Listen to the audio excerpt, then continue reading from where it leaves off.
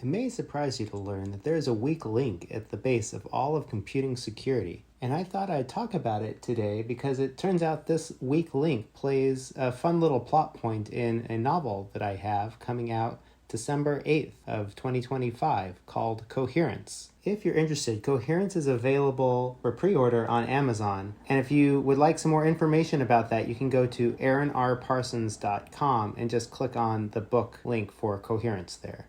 Anyway, this weak link is pretty interesting because it comes before all of the computing security that we've built up in the internet age to keep our computers secure over networks with viruses and things like that floating around. In fact, this weak link was exposed and written about before the internet even existed by this super clever guy, Ken Thompson. You should definitely look him up because he's kind of an unsung hero of modern computing. He wrote, among other things, most of Unix, which is frankly astounding. He wrote the B programming language, which got mostly folded into its successor, the C programming language, which many of you will recognize as one of the most prevalent computing languages in existence. Regular expressions are another super powerful invention of Ken Thompson's. And Ken Thompson wrote Ed, which is the editor at the core of Vim, which is a text editor that I literally use daily for programming. So before I learned his name as part of research for my book, I hadn't really appreciated the degree to which Ken Thompson has written so many of the underpinning tools of modern computing. Anyway, it turns out back in 1984, Ken Thompson wrote this essay, Reflections on Trusting Trust. And I thought that today I could just walk you through kind of the core argument of the Reflections on Trusting Trust, which really illustrates just how shaky the base link of security in modern computing might be. And if we have time, I might even extrapolate a little bit off of some of the ideas that Ken Thompson had and give you a little hint of some of what might be going on in this book that I just wrote. The core problem that Ken highlights in this essay is that humans will never be fluent speakers of the binary programming language that computers use to carry out all of their instructions. And binary code, of course, is the sets of ones and zeros that is represented inside of the computer. These codes, when you load them in from memory into your CPU, control how all of the circuits inside of that silicon chip operate. So the binary representation of the programs that your CPU is running controls all of the interaction that your computer has with everything around it, from your hard drive to your Ethernet, which is your connection to the internet, the pixels that come out to your display for you to see, everything. And even if humans were fluent readers of this binary code, we fundamentally can't read it off of the hard drives or from the memory, which is where the computer is storing all of this information. We just can't see it. In fact, we have to rely on the very computer that we are programming to read this information back to us. So long ago, people got tired of entering these binary codes directly into the computer via, for example, punch cards, which was how my mom used to program computers. So programmers had this bright idea to invent a program written in binary code that could take text in the form of source code. It could be Python, C code, Fortran, any programming language that is something that a human could read. And they wrote a program that could take that source code and convert it into the equivalent binary instructions, which we sometimes call compiled code, or the binary corresponding to the program that you just wrote. And this program that turns source code into compiled code, they called a compiler. And these compilers are incredibly powerful. They literally define the language with which you can input instructions to a computer and have them turned into something that the computer can carry out. And this binary code that is output by this compiler, which we sometimes call assembly language, when created by a compiler that's supporting a lot of the complexity of human language in these source code files, can create new and sophisticated programs that we couldn't have written otherwise, including new compilers that are even better than the ones that we started with. So you could use the language that you just invented for your compiler to write new compiler source code, which could be even more sophisticated than the code that you started with. And then you use the compiler to turn that compiled source code into a new compiled program, which now defines a new compiler. And if you want a concrete example of what one of these compilers might be, GCC is a great example, the GNU C compiler. And what's kind of funny now is that the source code for GCC, the C programming compiler,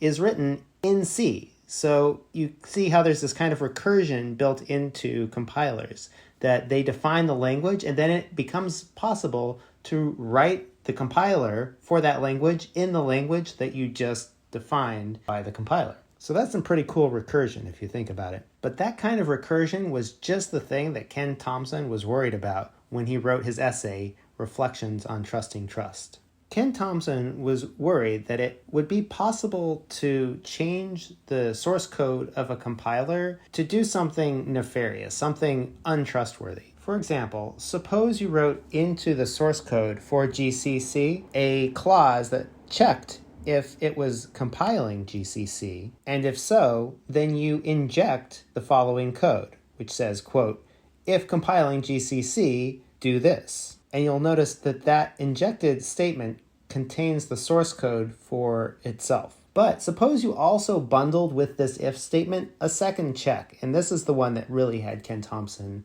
concerned. Suppose in addition to checking if you're compiling GCC, you had the GCC compiler also check if it was compiling the login program that everyone uses when they type in their username and password into a Unix system.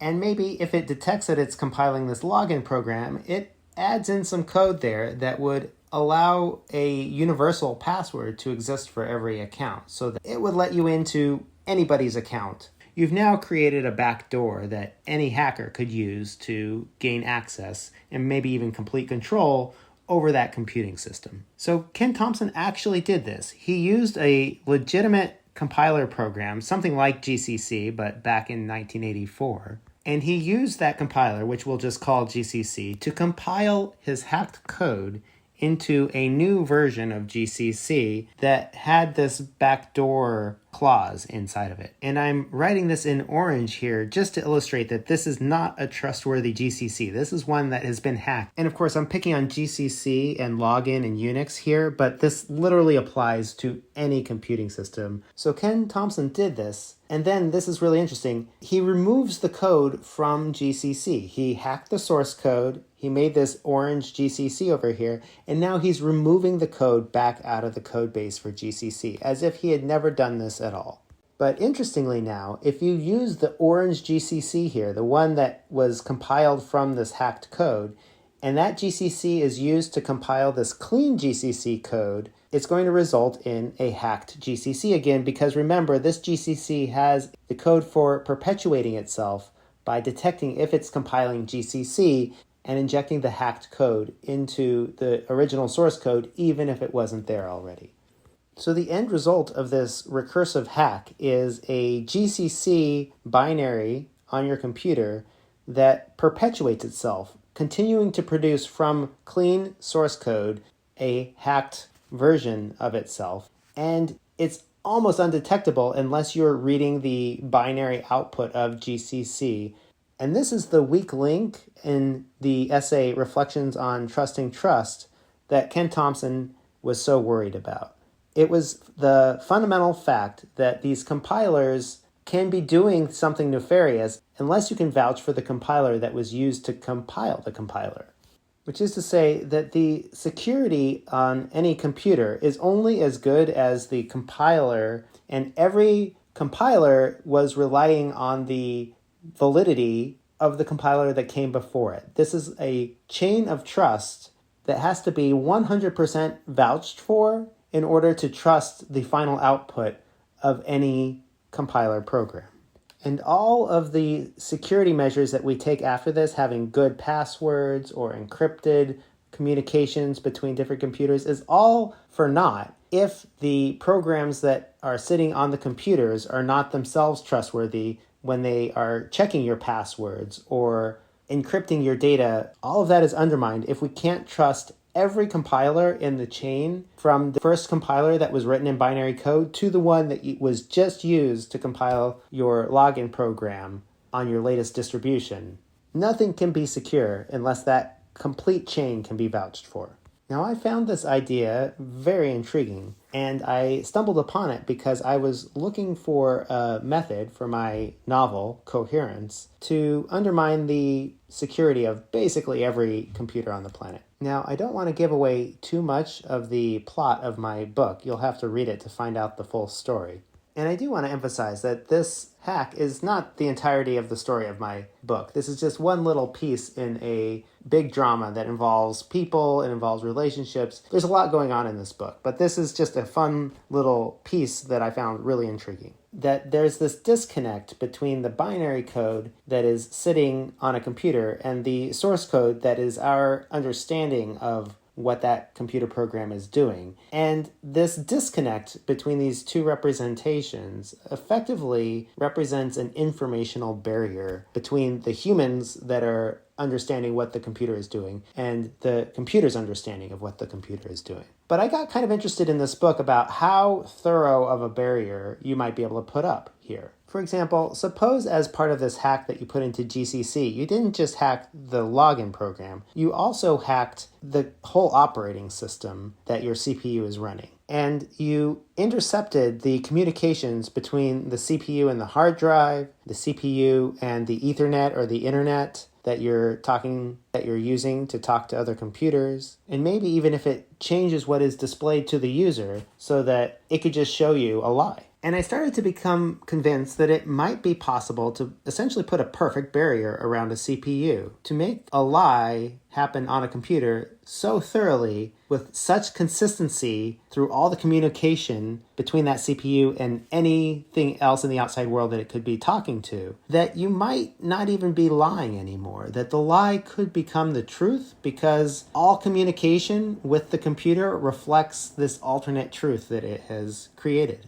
And that coherence, of course, is the title of my book. And a central theme of this book is that it's just the coherence of facts that makes something true. And we've illustrated it here in one case with Ken Thompson's style hack on compilers in a computer, but I've gotten worried that this kind of lie could be possible on a far grander scale. In the case that we just looked at, we've got this informational barrier that we were erecting between the CPU, our computers, and the programmers of those computers. But of course, these computers that we're talking about here are inside our laptops, they're inside our phones, they're inside of every device that we are using to communicate between humans. In the modern world that we live in, all of the information that people are using to talk with each other is passing in digital form through the world of the CPU. And in this CPU world, which we've just established, is very hard to gain insight into the exact representation of that information in the binary format that the CPU uses. Well, in this world, the CPU could be making changes to the representation of that information. It could be changing the information on its way between different people. And if the computers are lying so thoroughly and they can't be caught in that lie, especially in a world where maybe AI is strong enough that it can keep track of what people know and where, that maybe the CPU could be creating a new reality. It could be lying so thoroughly that it is actually changing what becomes true for the people who are communicating through it. And if you think about it, this is in some ways the exact same hack that Ken Thompson was talking about in his reflections on trusting trust, but just replayed at a bigger scale on people.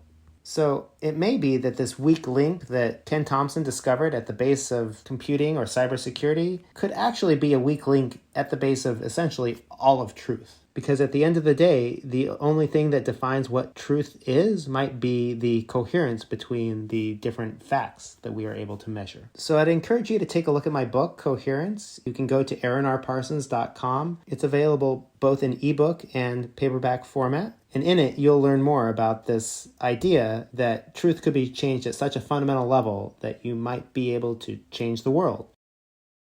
Would you do that for good or for evil?